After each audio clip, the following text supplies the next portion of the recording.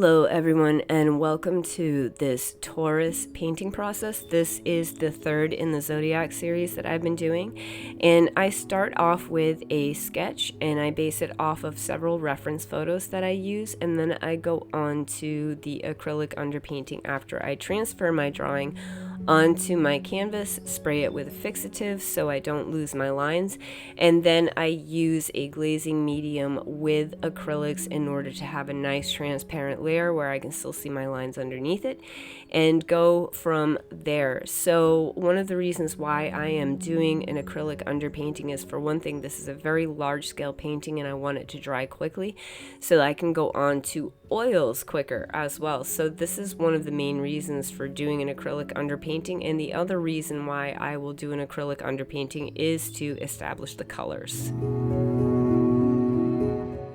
So moving on to the oil painting, I like to work in sections because there is a lot of ground to cover with this painting. So I find it easiest if I'm working with a specific set of colors to mix all of those colors first. I don't do this for small scale paintings, but when I'm working large like this 24 by 36 inch, I like to have a bunch of pre-mixes done ahead of time to make it easier for me to paint and not have to constantly be mixing paint during the process.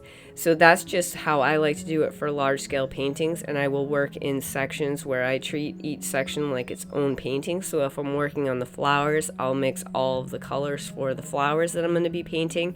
If I'm working on the background, which has a lot of green in it, I'm going to mix a whole bunch of different greens, and so on and so forth. And that's kind of how I work through this painting, is by going section by section. This way too is that I don't have so many colors taking up my palette, where, you know, it's different color mixtures, and I can kind of go through them in a way that kind of streamlines the process a bit. So I will get some glazes ready, and then for like the flowers, I might use titanium white. It will mix with the glaze underneath, and that's kind of how I go about things. The bowl, I actually decided to switch references after the drawing, and I used a different reference of a Highland bull or a Highland cow. They both have horns, the males and the females, so it's hard to distinguish between them, but I decided that I wanted it to have a softer appearance and kind of not mean looking, because I feel like, you know, you look at bulls and you think of bull riding, you think of the running of the bulls and that sort of thing, and I always think, well, those are some creatures that I don't want to get close to at all. However, Taurus is a feminine sign, and so I decided to make this bull look a little softer and not quite so angry. And that's just my aesthetic for this painting, because, you know, I wanted it to be a beautiful painting. I didn't want it to be fierce. It's kind of going with this theme of these paintings being beautiful and having the symbolism of the sign within them, like the hummingbird that's associated with Taurus, as well as it being the kind of springtime, and we have May and the end of April being the sign of Taurus. So I wanted to have a lot of earthy flowers, and it is an earth sign as well. I also wanted the nose to be cute and squeezable, and that's just, I don't know. I have a weirdness when it comes to things like that.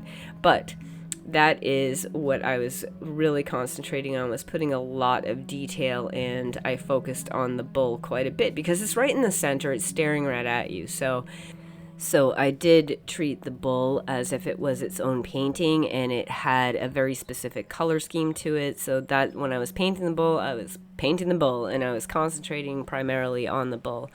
Once I went on to other areas like the flowers, I would, you know, mix a couple of different colors in order to fill them, and those didn't take that long.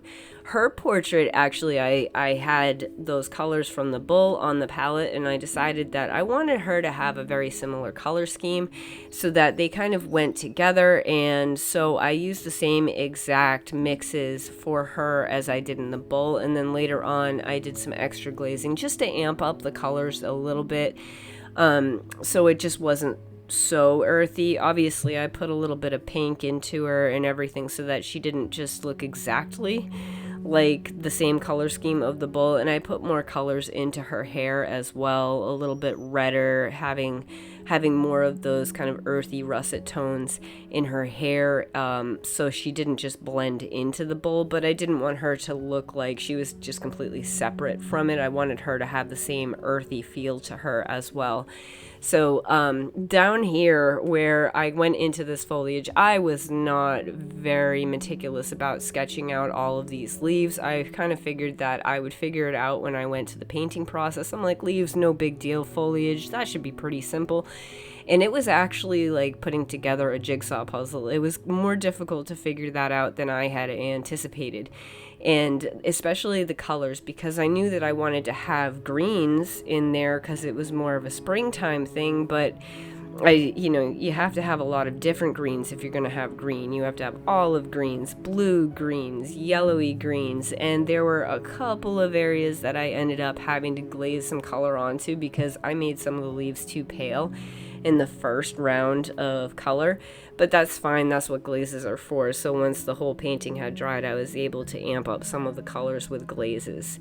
Now the flowers over here were extremely difficult, and if you've followed me, or if you are on my Patreon, you know how I feel about painting flowers, or how I have felt in the past about painting flowers. Not my forte, not my strong suit, not something that I look forward to doing the majority of the time. However, I do feel that I have incorporated a lot of flowers into my painting process, and I have improved tremendously painting flowers. This is something that was very difficult for me. It's so funny how every artist has something that is more challenging for them, and it can be different for each artist. So this is the finished painting, and you can see after I did glaze that the colors are really juiced up and they look really good, and I'm very happy with the painting overall. I think it looks great. And let me know what you think. And if you're a Taurus, happy birthday. All right, I'll see you guys in the next video. Bye.